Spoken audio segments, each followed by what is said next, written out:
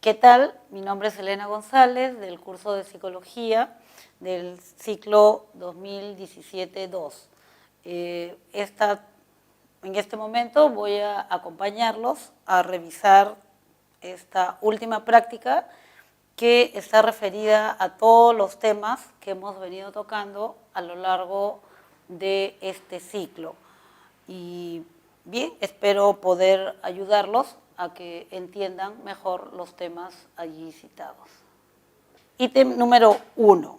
Arturo Vidal es un jugador de fútbol talentoso y con buen rendimiento físico. Sin embargo, su rendimiento suele verse opacado por expulsiones debido a su impulsividad o por escándalos sobre consumo de alcohol días previos a algunos partidos importantes para su selección. Respecto a lo descrito, considerando el análisis FODA, señale la respuesta correcta. Bien, si vamos a recordar qué cosa es el análisis FODA, pensaremos pues en que se trata de identificar cuáles son mis fortalezas, mías, mis debilidades, mis oportunidades y las amenazas. Las fortalezas y las debilidades son propias y las oportunidades y las amenazas son del entorno. Las fortalezas y las oportunidades son aspectos positivos para mi proyecto de vida, para alcanzar mis objetivos, y las debilidades y amenazas son los aspectos negativos, míos y del entorno.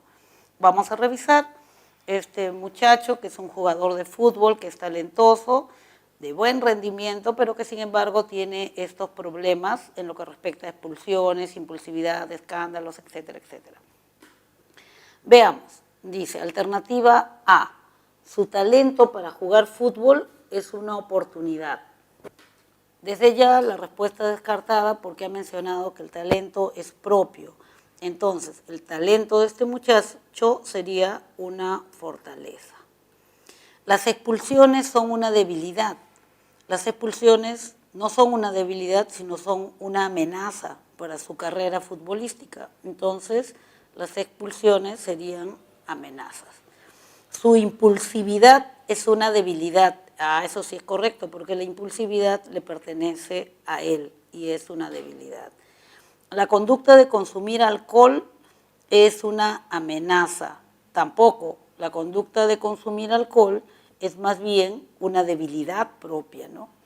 Y su rendimiento físico es una oportunidad. Tampoco. El rendimiento físico talentoso de este sujeto vendría a ser una de sus fortalezas. Entonces, si analizamos esto, la única respuesta que fue correcta es que la impulsividad es una debilidad y estamos ante la alternativa C como la correcta. Veamos el ítem número 3, que es el siguiente seleccionado. Alejandro es un alumno del ciclo ordinario que ocupa sus tardes leyendo cómics sobre sus superhéroes favoritos. 2 días antes de su primer examen, recién estudia, haciendo esquemas y practica algunos ejercicios, obteniendo pésimos resultados. Según Covey, Stephen Covey nos habla del uso del tiempo. En este caso, el estilo de distribución de tiempo que utiliza Alejandro es, bien, recordamos que Stephen Covey tiene 2 variables que cruza para poder ver de qué manera el sujeto está utilizando el tiempo, ¿no? Entonces, la variable es importancia, lo que hace es importante o no para su proyecto de vida, es importante o no es importante, y la variable urgencia, lo que hace, lo hace con urgencia, a la apurada, a última hora, o lo hace de manera planificada. Entonces, al cruzar esas 2 variables, él obtiene 4 estilos de usar el tiempo, donde lo adecuado sería, lo eficaz sería hacer aquellas cosas que son importantes para su proyecto de vida de una manera planificada, ordenada, dedicándole el tiempo pertinente, y eso sería un uso eficaz de tiempo. En el caso de Alejandro, él sí estudia, dice, estudia, practica, pero 2 días antes del examen, y eso hace de que no lo aprenda bien y que sus resultados sean malos. Entonces, cuando hace aquello que es importante de manera rápida, precipitada, urgente, decimos que su estilo de uso de tiempo es un estilo moroso. Y en este caso, la respuesta correcta es la que está marcada con la letra D. Bien, veamos el siguiente ítem. Dice, Judith se encuentra viajando en una combi de transporte público. Al cabo de un rato se queda dormida. De pronto la combi frena bruscamente y Judith se despierta rápidamente debido a que siente que está por caerse del asiento. Se quedó dormida, la combi frenó bruscamente, e intempestivamente, y Judith se despertó debido a que experimentó esa sensación de que estaba por caerse del asiento. La sensación experimentada por Judith, dice, se tipifica como una sensación de tipo senestésica, no, porque la sensación senestésica es aquella que nos permite identificar las sensaciones en las vísceras u órganos internos, no es senestésica. Es cutánea, no, porque las sensaciones cutáneas están relacionadas con aquello que yo experimento sobre mi piel, no se refiere a eso. Una sensación de tipo vestibular, sí. Las sensaciones vestibulares o laberínticas son aquellas que me informan del equilibrio y se denomina justamente así porque es a través de los canales vestibulares del sistema laberíntico que yo me informo de mi equilibrio. Entonces, la sensación que la hizo despertarse fue la denominada una sensación de tipo vestibular. Ítem número 7. Dice, en la siguiente imagen se puede apreciar un dibujo que representa un cubo. Lo vemos y decimos, es un cubo. Aparentemente el cubo tiene profundidad, aunque sabemos que es una imagen plana. Esto es en realidad está sobre un papel, es una imagen plana. Señale el término con que se denomina a este fenómeno de la percepción. Este fenómeno de la percepción, a través del cual nos parece que vemos algo que la realidad demuestra que no lo es, en este caso, lo vemos como algo tridimensional, pero la realidad me demuestra que está sobre un papel y que no es tridimensional, que no tiene profundidad, se denomina ilusión. Entonces, la ilusión es un error, entre comillas, en este caso, de la percepción. Interpretamos algo de una manera diferente a cómo en realidad es. ¿Y por qué? Bueno, en este caso es por la disposición de las líneas. Y la respuesta correcta es la que está marcada con la letra B. Vamos al ítem número 11. Dice, Julia acude a la casa de su hermano para visitar a su pequeño sobrino de 1 año y medio.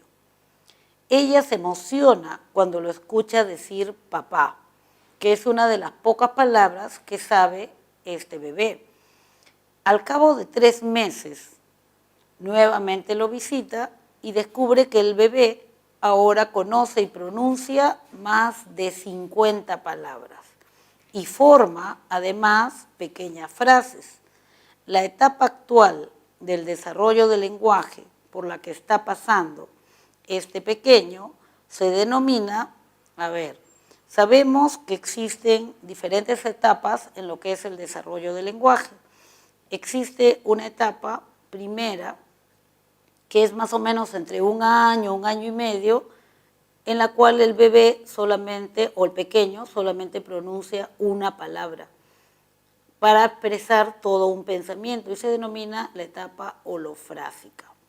Luego de esto, vemos de que el niño empieza a tener como parte de su repertorio muchísimas palabras. Al comienzo aprendía una palabra a la semana y después empieza a aprender una palabra diaria, y los lingüistas le llaman el periodo de la explosión del lenguaje, para referirse a que el lenguaje aumenta muchísimo y empieza a armar pequeñas frases de 2 palabras, y por eso algunos autores le denominan el periodo de las 2 palabras.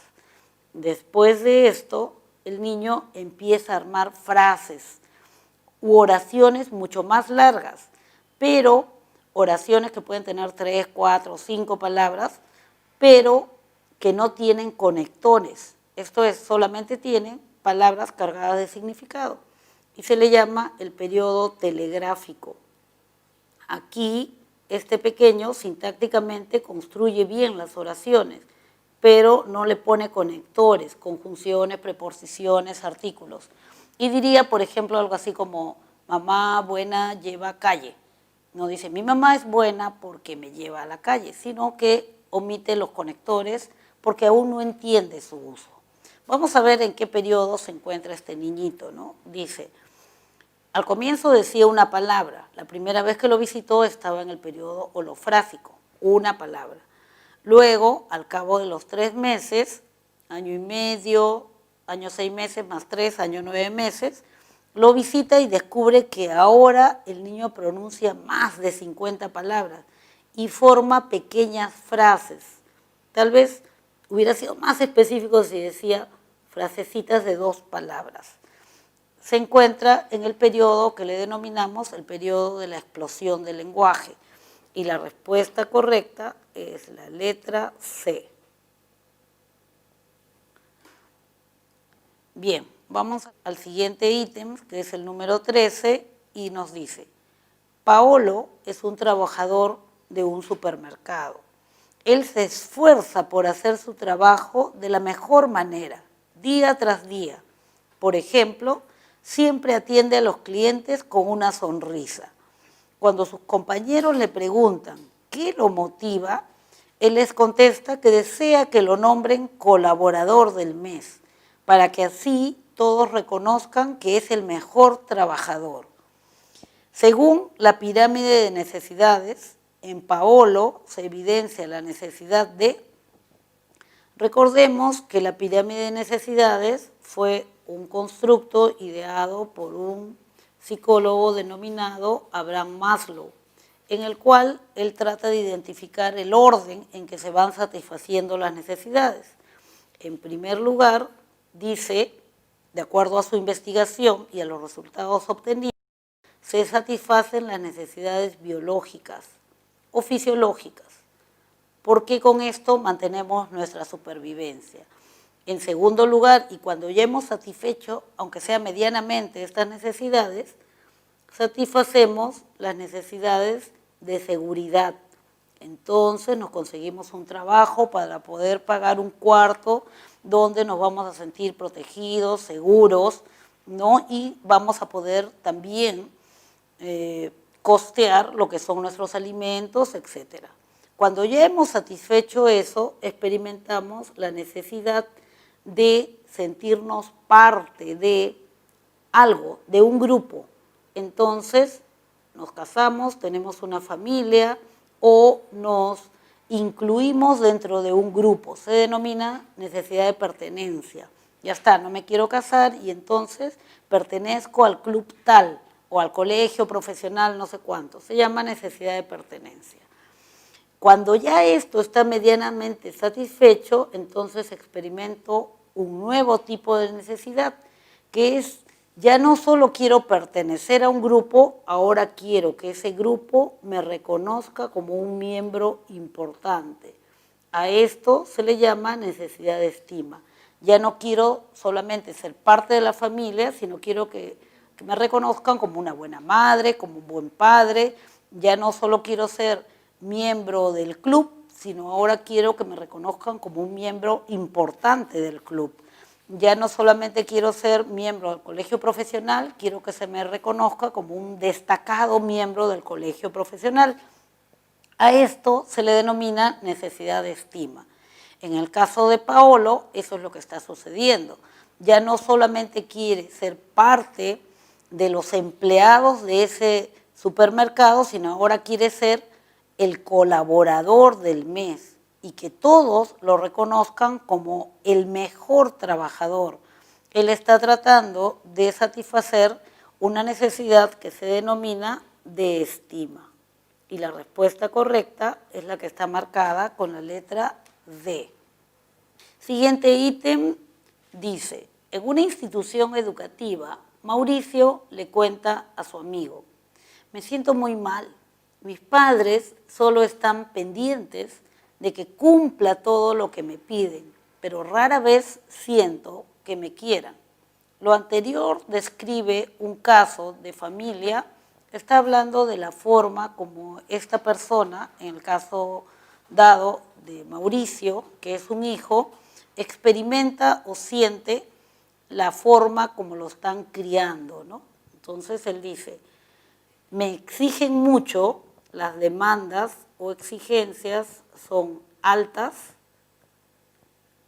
y las demostraciones de afecto son pocas, porque dice, rara vez siento que me quieran, o sea, pocas demostraciones de afecto. Este esquema corresponde a un estilo de crianza autoritaria, donde las demandas y exigencias son muy altas, pero las demostraciones de afecto son pocas.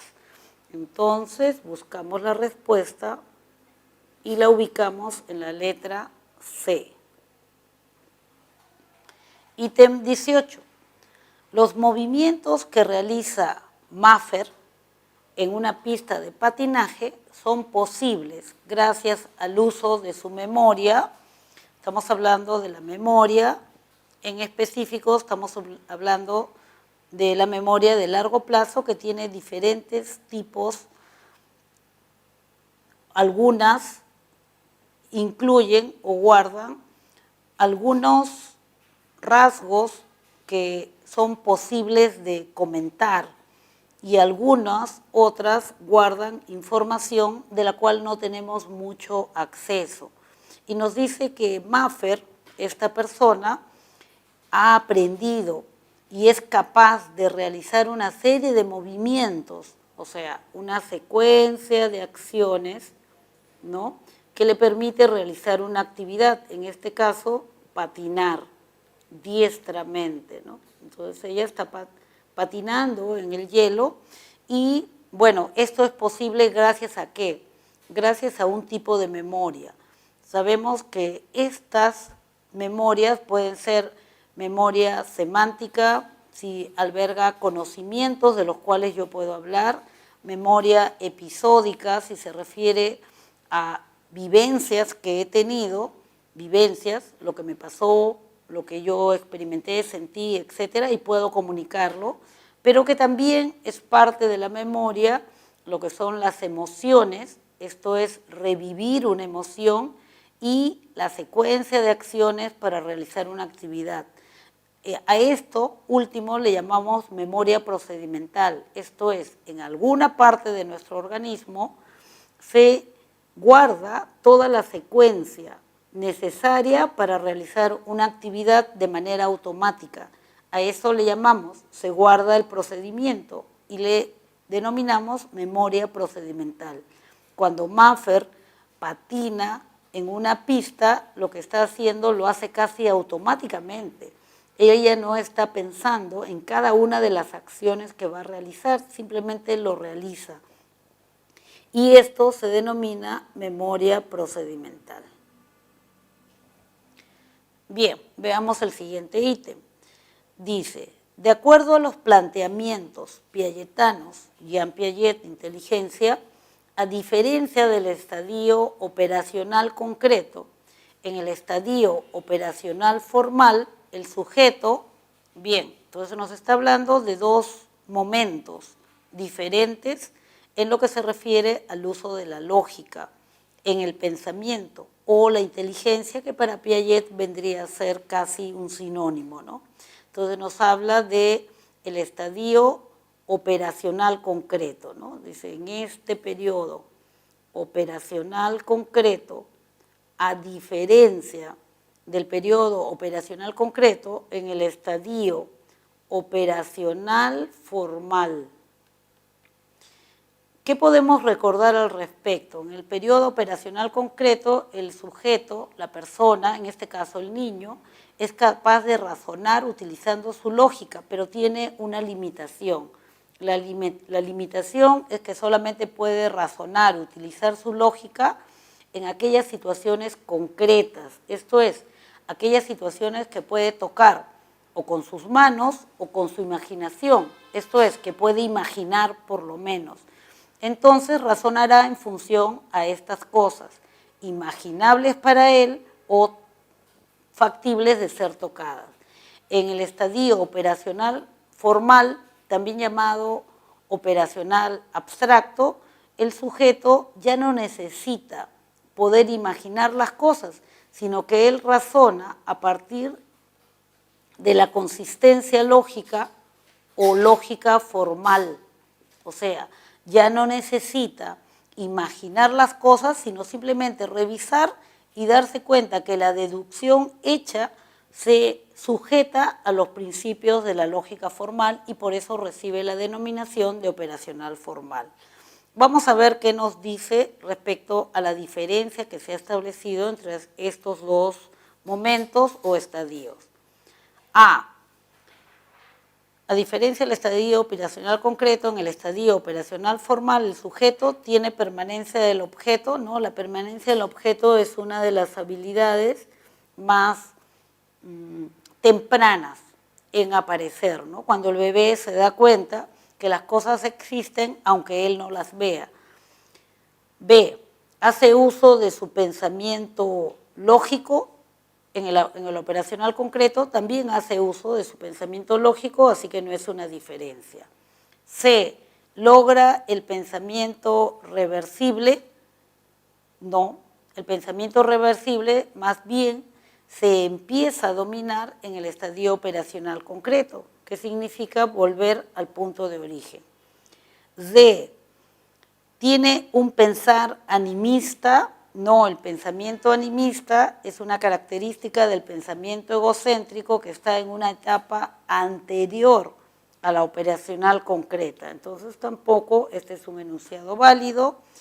Y tenemos la última alternativa o proposición que nos dice que el sujeto puede deducir en base a supuestos. Y esto es verdadero.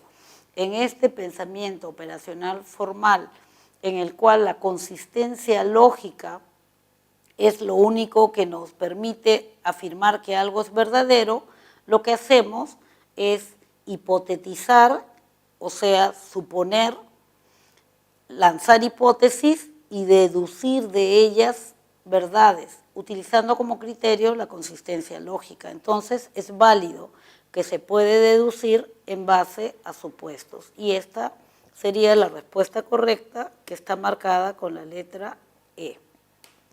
Ítem número 23 dice, Leslie es integrante de un elenco de danzas. Ella tiene una facilidad sobresaliente para bailar.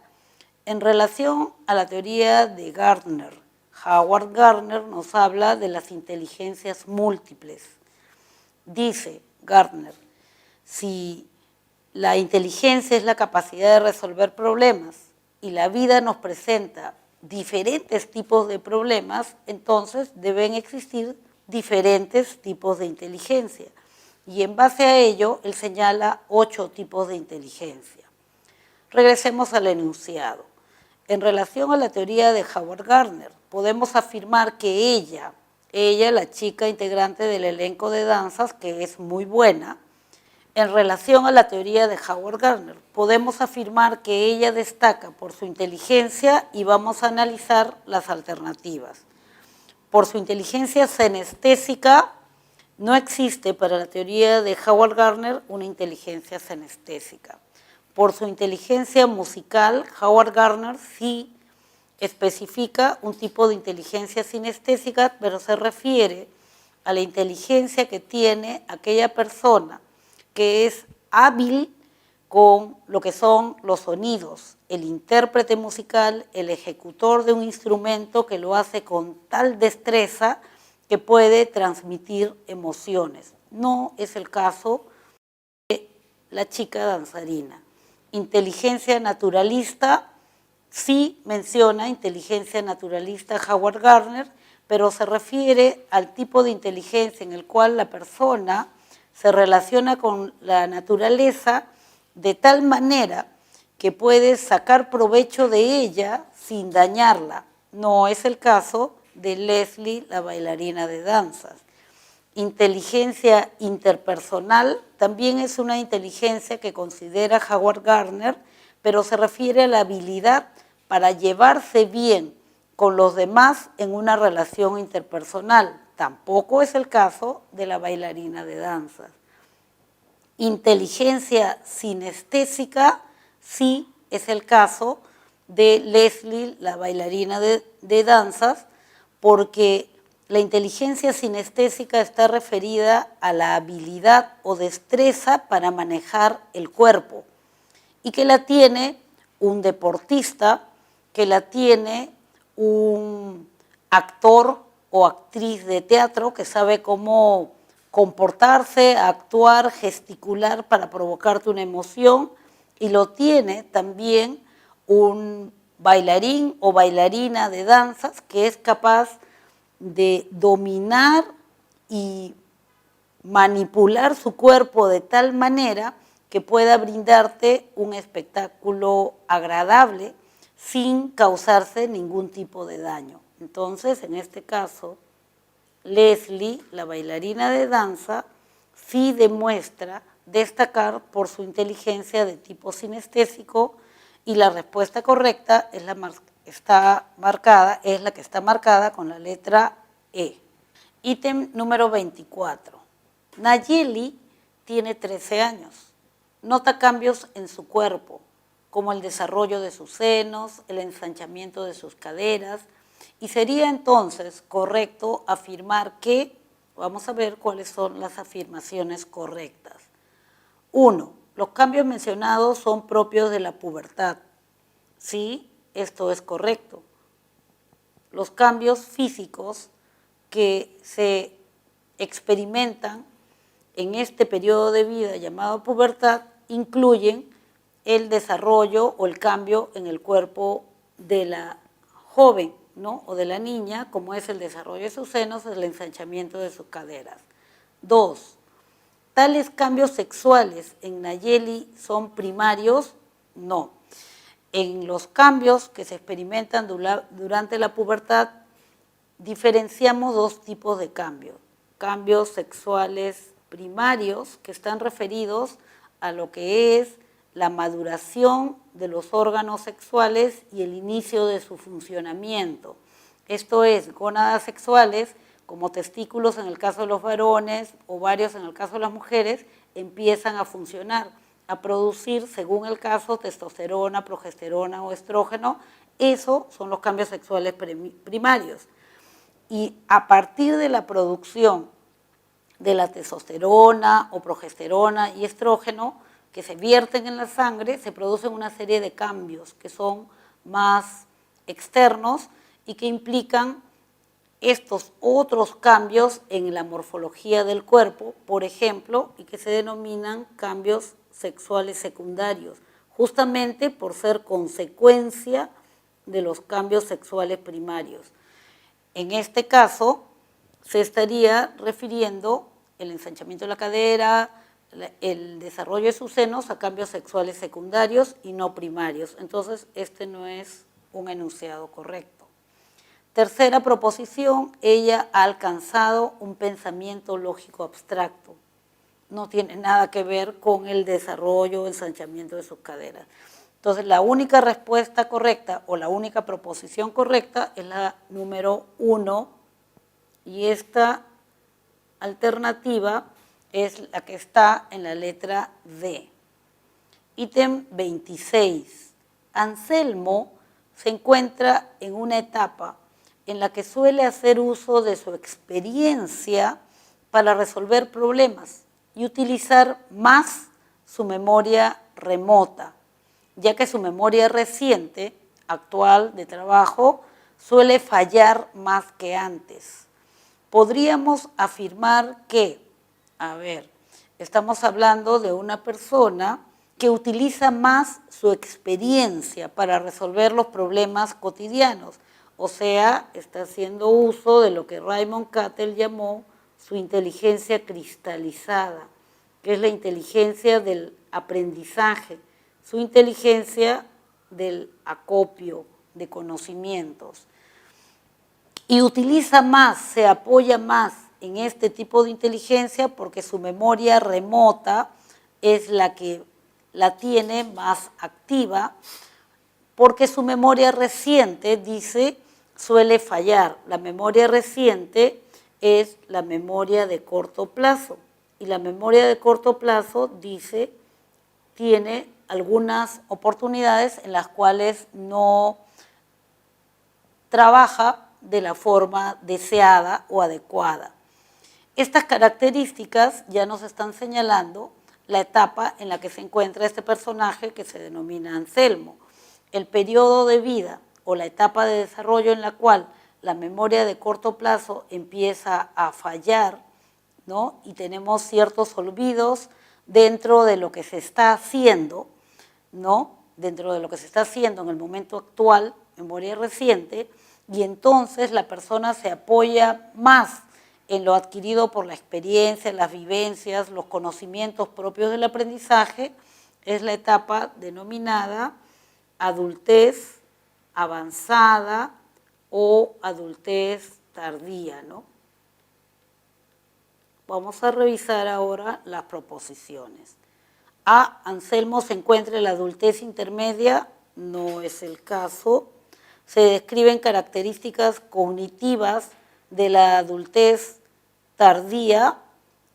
Se describen características cognitivas, sí, son características propias de los procesos cognitivos, esto es correcto. Anselmo está en la adolescencia, no, en la adolescencia se utiliza mucho la inteligencia fluida, se refleja el desarrollo cognitivo durante la adultez temprana, tampoco. Durante la adultez temprana también se sigue utilizando la inteligencia fluida. Anselmo está atravesando por la andropausia, no. La andropausia es una característica o cambio que se produce dentro de lo que son los cambios físicos. Y aquí me están pidiendo cambios cognitivos, ¿no? Entonces la única respuesta correcta es la que está señalada con la letra B. Ítem número 27. Rosita es una joven universitaria exitosa. Al preguntarle por su secreto para estudiar, ella dice que así se trate de un curso de letras o de números, ella siempre lo relaciona con imágenes, como si viera una película muda. Al respecto, ¿qué podemos afirmar? Bien, A. Rosita se ha quedado en el estadio de la niñez, pura fantasía. No podríamos afirmar eso porque ella simplemente está dando testimonio del estilo del aprendizaje que utiliza para explotar aquello con lo que trabaja mejor. Entonces no es una característica del estadio de la niñez ni nada referente a ello. B, el hemisferio izquierdo es el dominante porque está estudiando, no exactamente porque dice que ella todo lo visualiza, lo ve como una película. Y el hemisferio izquierdo más bien trabaja con símbolos, letras y números. No es el caso. C, es evidente el predominio de su sistema reticular ascendente, no tiene eso que ver con la representación. D, esa forma de estudiar no es fiable, no tiene un sustento científico, si es efectiva, si es fiable, y para ella es efectiva. E, es una persona que muestra dominancia del hemisferio derecho, sí, porque el hemisferio cerebral derecho es el que procesa imágenes y las personas que tienden a visualizar aquello que van estudiando están aprovechando de la dominancia de este hemisferio. Entonces, la respuesta correcta sería la que está marcada con la letra E. Ítem 28. Después de 8 meses de tratamiento contra la adicción de pasta básica de cocaína, Roberto ha sido dado de alta y ha regresado a su casa con nuevas ideas y planes para su vida. Han pasado 2 meses. Roberto ha vuelto a la universidad y a su vida cotidiana, pero ha empezado a consumir nuevamente. A partir de esta información, podemos afirmar que A. Roberto estuvo fingiendo una mejoría para salir de alta y consumir. Bueno, con la información que nos han dado en el enunciado, no podríamos afirmar eso, ¿no? Sería simplemente una suposición que no tiene mayor asidero, ¿no?, ni argumento. B. Las antiguas actividades fueron el estímulo discriminativo para el consumo. Eso sí es algo que podríamos afirmar. Si nos remitimos a la teoría del aprendizaje operante, veremos que el aprendizaje, desde el punto de vista del condicionamiento operante, se produce por una triple relación de contingencia. Y esto se refiere a la coincidencia de 3 elementos: un estímulo discriminativo, una respuesta que se denomina respuesta operante y un estímulo consecuente. El estímulo discriminativo es aquella señal, aquella situación que le indica al sujeto que el emitir una respuesta, conducta o comportamiento va a tener una consecuencia determinada. Él se acostumbró a consumir mientras estaba en la universidad. Entonces, ahora regresó a la universidad, volvió a ver a los mismos amigos y eso ha servido como señal de consume otra vez, que vas a seguir relacionándote y llevándote bien y frecuentando a los mismos amigos. Entonces, las antiguas actividades, inclusive podríamos incluir ahí, y las amistades antiguas fueron el estímulo discriminativo para el consumo.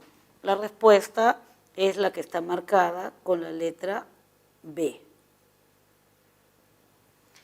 29. Elmo es un niño de 3 años y medio, que asiste al jardín infantil. En casa, la mamá le da de comer, le lava los dientes todos los días. Sin embargo, la semana pasada que fue al jardín, se dio con la sorpresa de ver a su pequeño comiendo solo, dejando el plato en el lavadero y cepillándose los dientes sin ayuda. A partir del enfoque conductual, ojo, acá nos están poniendo una condición, a partir del enfoque conductual, ¿cómo podríamos explicar este comportamiento? A. Elmo es un niño muy engreído y se ha burlado de la mamá. No podríamos afirmar eso, sino simplemente el niño ha actuado de diferente manera en diferente situación. No podríamos afirmar que el niño lo está haciendo adrede ni nada por el estilo. Entonces esa no sería una explicación correcta, ¿no? B, lamentablemente, siendo tan pequeño, demostró ser mentiroso. Tampoco podríamos afirmar eso porque estamos hablando de una intencionalidad que no tenemos cómo demostrar en un niño tan pequeño.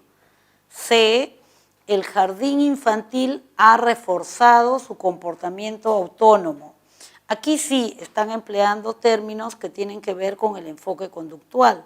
Acuérdense que el enfoque conductual, que acabamos de verlo en el ítem anterior, nos dice que muchas de las conductas o comportamientos que nosotros emitimos son mantenidos por las consecuencias, llámese estímulo consecuente.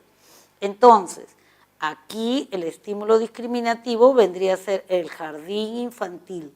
En el jardín infantil, la conducta de hacer las cosas por sí solo, esto es, los comportamientos autónomos, son reforzados, esto es, felicitados, aplaudidos, etc.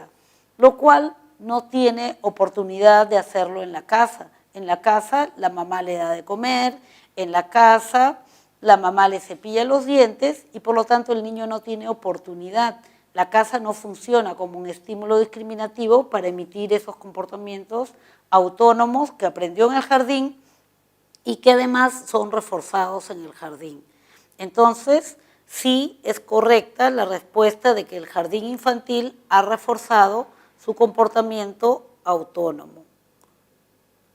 Por si acaso vamos a revisar, si quieren, las dos siguientes. Dice, ¿la mamá está reforzando negativamente su dependencia? No, porque el niño no demuestra el comportamiento dependiente en la casa. Elmo está desarrollando progresivamente de acuerdo a su edad, tampoco podríamos mencionar ello. Entonces, nos quedamos con la respuesta correcta en la letra C. Ítem 30. Patricia es una niña de sexto grado de primaria. Sexto grado de primaria, más o menos 11 años, ¿no? Que ha aprendido a clasificar sus tareas en tareas de letras, tareas de números, para alternarlas antes de empezar a estudiar. De acuerdo a las características del desarrollo, podríamos afirmar que, bien, vamos a ver, esta es una niña de 11 años aproximadamente y que sabe clasificar, ¿no? Tareas de letras, tareas de números. ¿Qué podemos afirmar de acuerdo a las características del desarrollo de esta jovencita? A. Por su rigidez corre el peligro de retrasar su desarrollo autónomo. En realidad no tiene nada que ver con el desarrollo autónomo. B. Esa disciplina que está desarrollando, o sea, probablemente se refiere a esa rutina, le brindará muchas satisfacciones. Bueno, esto no se refiere a una característica del desarrollo de la niña, así que tampoco es una respuesta adecuada. C. Está demostrando el logro de un pensamiento lógico concreto. Sí, el pensamiento lógico concreto, decíamos hace algunos ítems, que es aquel en el cual el sujeto ya opera, tiene varias operaciones en su haber, utiliza la lógica y se apoya en lo que ve. Ve que algunas tareas son de letras, otras tareas predominan los números y según ello logra clasificarlos. Esta es una característica del pensamiento lógico concreto, sí, y esta es una afirmación correcta, ¿no? Revisemos la siguiente. Su habilidad para estudiar la ubica en un nivel de pensamiento abstracto, no. La clasificación por sí misma no nos permite afirmar que la niña domina o alcanzó el nivel de pensamiento abstracto, entonces no podemos afirmar esto. Una situación así solo es posible por ser sus padres sus modelos. Tampoco es una característica de desarrollo el modelo de los padres y nos quedamos con la alternativa marcada con la letra C. Ítem número 31. Rosita y Orlando están atravesando una crisis de pareja a causa del nacimiento de su primogénito, quien tiene síndrome de Down. El médico le ha dicho que es una alteración congénita. Alteración congénita. Eso significa que, revisemos qué es una alteración congénita. Sabemos que dentro de las variables que influyen en el desarrollo, tenemos variables de tipo biológico. Las variables biológicas pueden ser de tres tipos. Alteraciones biológicas o, en todo caso, cambios biológicos de tipo genético. Los cambios biológicos de tipo genético se refieren a aquellos cambios que se producen por la influencia de la herencia. No es el caso. Cambios biológicos de tipo no genéticos.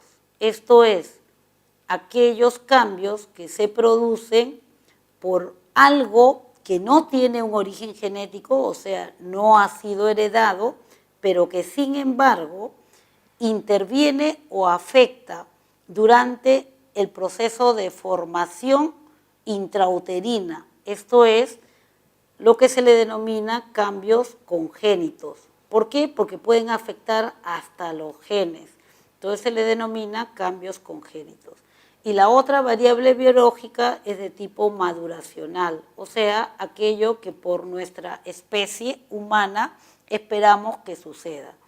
Aquí el médico le ha dicho, no es culpa de ninguno de ustedes, porque esta es una alteración congénita, o sea, es algo que se produjo durante el embarazo, pero que no ha sido heredado. Entonces, no es culpa de ninguno de los dos. Es más, el síndrome de Down simplemente es mala suerte, un error de partición en los cromosomas. Al decirle la palabra congénito, le dijo que no era algo heredado.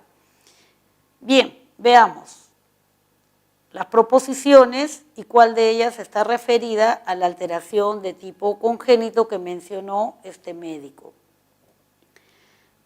El médico les ha dicho que es una alteración congénita y eso significa que A, uno de los dos padres debe haberle heredado la alteración. No, acabamos de ver que no es que no es algo heredado. B, ¿es un problema de tipo madurativo? No, tampoco es producto de la maduración de la especie. C, ¿el daño se produjo en las primeras horas del nacimiento del bebé? Tampoco se produjo en las primeras horas del nacimiento. A eso no se refiere una alteración congénita. D, la explicación está en la pobreza y promiscuidad de la pareja. Tampoco tiene que ver eso en la producción o en todo caso la generación de un síndrome de Down. Y es una alteración producida durante el periodo prenatal. Periodo prenatal antes de que nazca, sí, eso es correcto. Las alteraciones congénitas se producen en el periodo denominado prenatal, esto es, en el tiempo de vida intrauterino. Y la respuesta correcta es la que está con la letra E. Ítem 33. Desde hace un par de años, Pamela evita aquellas actividades que impliquen contacto interpersonal, debido al miedo que experimenta de ser criticada, rechazada o desaprobada por los demás. Se lamenta con su madre por ser inferior en inteligencia, en apariencia, se siente inepta y poco interesante. Por eso procura no salir de su casa. Analizando los problemas de Pamela, podríamos sospechar que se trata de un trastorno de personalidad de tipo, estamos hablando de trastornos de personalidad, esto es, patrones de comportamiento distorsionados, ¿no? Ella se está comportando de una manera muy distante a lo esperado cultural y socialmente, ¿no? Ella evita el contacto con los demás por miedo. Y el trastorno que muestra esta sintomatología es justamente el trastorno que se denomina trastorno por evitación. Evita el contacto social por miedo a ser agredida, por sentirse inepta a una relación interpersonal. Es de lo único que podríamos sospechar. El trastorno histriónico es un trastorno de otro tipo, donde el sujeto busca más bien llamar la atención. El trastorno antisocial, anti-contra, es el trastorno en el cual el sujeto más bien busca transgredir las normas y reglas sociales. El trastorno borderline se refiere al trastorno en el cual el sujeto está bordeando a punto de hacer un cuadro psicótico en el cual se despegaría de la realidad y no es el caso tampoco. Nos quedamos con la alternativa que está marcada con la letra C. Ítem 34. La hija de Melanie murió en un accidente de tránsito el día que celebraba sus 18 años con un grupo de amigos y amigas. Al enterarse de la noticia, Melanie, la madre, acudió a la morgue para el reconocimiento del cadáver y luego explicó con indiferencia a su familia lo sucedido, sin derramar una sola lágrima. Desde entonces, ella se ha mostrado poca expresiva de sus emociones y cuando le preguntan sobre sus hijos, ella responde en forma contundente: no tuve hijos. En este caso, podríamos identificar el uso del mecanismo de defensa denominado, bien, ella ha perdido una hija, decidió, sin darse cuenta, con toda probabilidad, simplemente no experimentar ningún tipo de reacción afectiva y negar, ¿no?, la existencia de la hija, que ahora ya está desaparecida, ¿no? A este mecanismo de defensa, que es un mecanismo de defensa, como nos dice la teoría psicoanalítica, inconsciente. Esto es, el sujeto no se da cuenta que lo está haciendo, simplemente es un recurso que utiliza, sin darse cuenta, inconscientemente, para no sufrir, en este caso, la pérdida, ¿no? A este recurso inconsciente que utiliza para no sufrir y que consiste en negar una realidad, dice de manera contundente, o sea, se lo está creyendo, no tuve hijos, se le denomina negación. Niega una realidad evidente. Y este es el mecanismo de defensa que está utilizando y se encuentra en la clave marcada con la letra A. Ítem 37. Luego de una fuerte impresión emocional, Carol ya no es la misma de antes. Siente un miedo excesivo a la oscuridad, al punto que no puede dormir con la luz apagada. Su familia, muy preocupada, la lleva al psicólogo, quien para atender estos casos tiene que ser un especialista en, bien, me están pidiendo que identifique qué tipo de psicólogo debería ser el que atienda este tipo de problema. Me dijeron ya que ella tiene o ha padecido una fuerte impresión emocional y que ahora simplemente está reaccionando a ello con una serie de alteraciones en su comportamiento que no le permite tener tranquilidad emocional. Entonces, lo que yo necesito saber es qué le está pasando, hacer un diagnóstico, ¿para qué? Para poder tratar el problema. El tipo de psicólogo que busque establecer un diagnóstico, las causas para tratar el problema, es el psicólogo clínico. Entonces, debería buscar un psicólogo que tenga la especialidad de psicología clínica y la respuesta correcta está en la letra B. Bien, ítem 39. En una fábrica, por primera vez, se iba a formar el sindicato de trabajadores, el cual lo representaría o los representaría a todos los trabajadores ante los dueños. Se presentó Héctor como único candidato, por lo cual fue elegido. Carlos, su compañero de trabajo, se abstuvo de votar y en las reuniones del sindicato se conformaba con estar callado, pero luego empezó a hablar mal de Héctor a sus espaldas, no siendo capaz de decírselo frontalmente.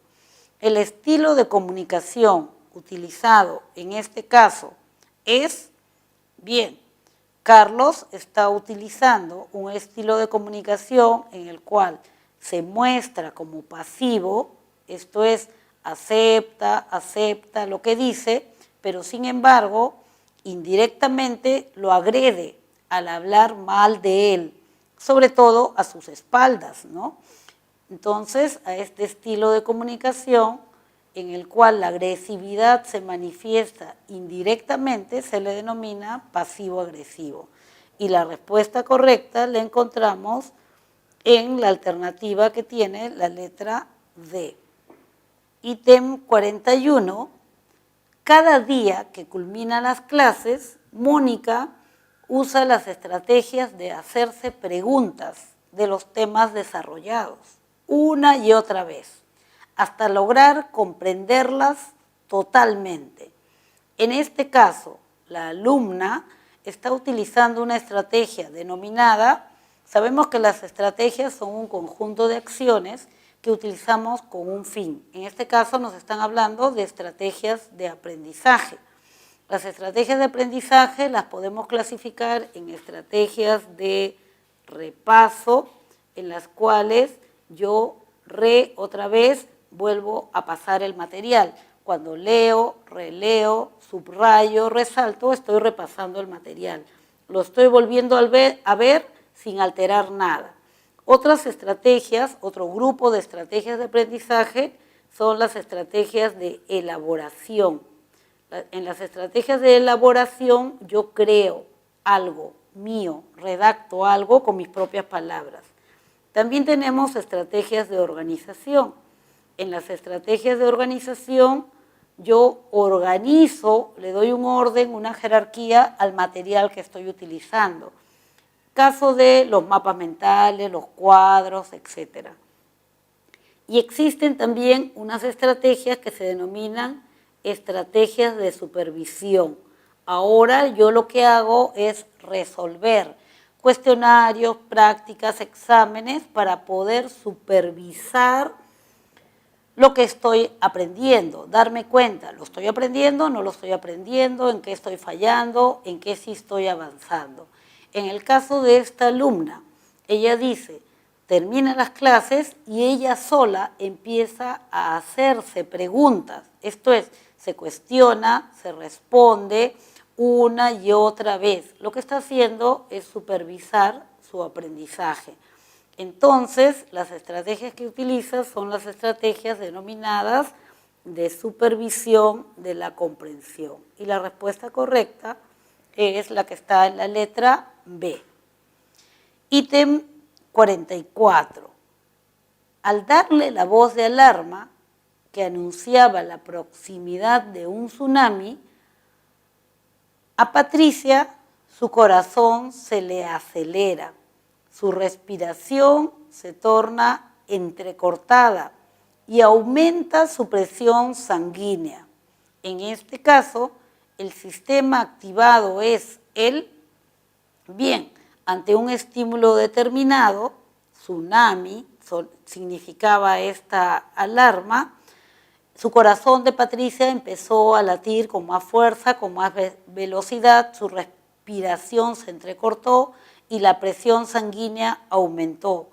Todas estas características que me está mencionando me hacen entrever que automáticamente empezó a funcionar un sistema, una rama del sistema nervioso de manera autónoma, esto es, automática.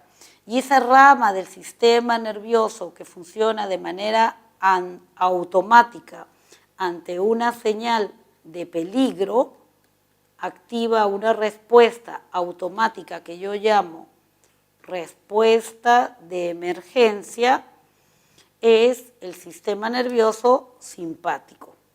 El sistema nervioso simpático es el conjunto de nervios que van a hacer que tu corazón empiece a latir más rápido, a bombear más sangre, que tu respiración sea tan rápida que hasta se entrecorte y la presión sanguínea aumente. ¿Por qué? Porque mayor cantidad de sangre, un flujo más grande de sangre, con mayor rapidez, mayor empuje y mayor velocidad, se está dirigiendo hacia tus extremidades para que tú enfrentes o huyas del peligro. Eso es la respuesta de emergencia.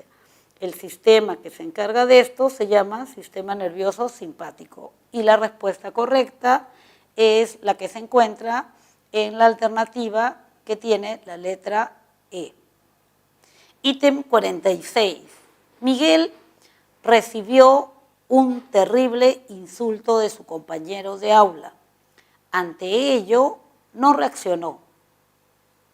Se controló y decidió esperar otro momento para aclarar lo acontecido. En este caso, Miguel pudo hacer ello, controlarse y esperar otro momento para aclarar lo acontecido, porque el sistema límbico mantiene comunicación. El sistema límbico, el responsable de la emoción, mantiene comunicación con el córtex, o sea, con la parte de la corteza denominada, ¿cuál es la parte de la corteza cerebral que se encarga, en este caso, lo que hemos visto de no reaccionó, de controlar las emociones? Nos estamos refiriendo al córtex o área prefrontal del lóbulo frontal. Entonces, él ha podido hacer esto de controlar sus emociones porque este córtex prefrontal se comunica con el sistema límbico. Entonces, ha frenado la emoción corticalmente, racionalmente, y se ha dicho a sí mismo, alto, alto, mañana lo aclaramos cuando esté más tranquilo. Gracias a esa conexión córtico-límbico es que este sujeto pudo controlar sus emociones. La parte de la corteza cerebral responsable de esto es el área prefrontal. Y la respuesta correcta es la que está marcada con la letra A. Ítem 47. Cuando fue despedido de su centro laboral, José empezó a mostrarse muy inquieto, lo cual lo está llevando al consumo de alcohol. Ello está preocupando mucho a su familia. Los indicadores de estrés que José presenta pertenecen a la dimensión, a ver, ¿qué es lo que ha pasado? Él fue despedido de su centro laboral, situación que no controla. Y entonces, como consecuencia de esta situación, se ha empezado a mostrar, dice, muy inquieto. La inquietud vendría a ser parte de la situación estresante, que lo ha llevado al consumo de alcohol. El consumo de alcohol vendría a ser una consecuencia de la situación estresante. Y este consumo de alcohol es un cambio en su comportamiento. Lo preocupa a la familia. ¿Por qué? Porque él no tomaba antes de esa manera y ahora está tomando mucho. Entonces, la consecuencia ha sido un cambio en su comportamiento. Y diríamos que este cambio o indicador del estrés pertenece a la dimensión conductual.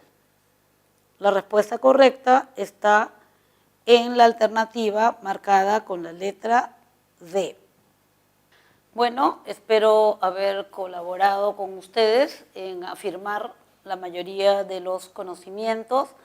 Espero que la asesoría que se les ha brindado al resolver las prácticas haya sido clave para que puedan confirmar los conocimientos, y me encantaría también que los temas que se han tocado hayan sido motivadores para que ustedes se decidan a analizar su propia vida, su propio quehacer, identificar aquellos temas, aquellos puntos que no les parece que cubren las expectativas propias y emprender algún tipo de estrategia, cambio, mejoría, para así poder estar más contentos con nosotros mismos.